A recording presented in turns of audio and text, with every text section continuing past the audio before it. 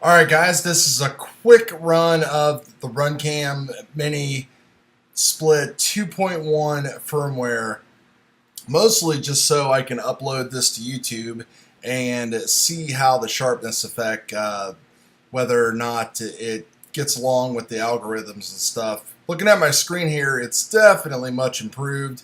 There's no blockiness, or the video's just not falling apart like it did before. You know, it's a big reason why I preferred the Turtle by CADX.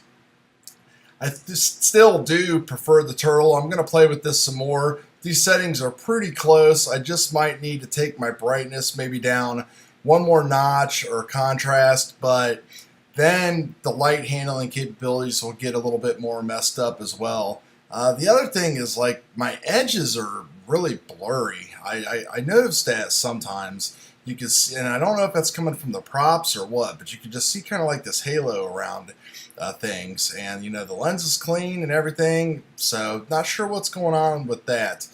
I did do a 2-camera setup on the other Acrobat with the CADX, just because, you know, the FPV feed is not that good.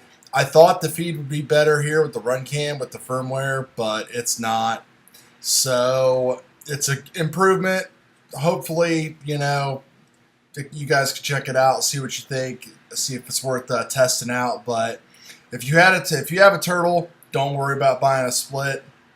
If you think this firmware is going to be the answer to buy a split, don't buy a split.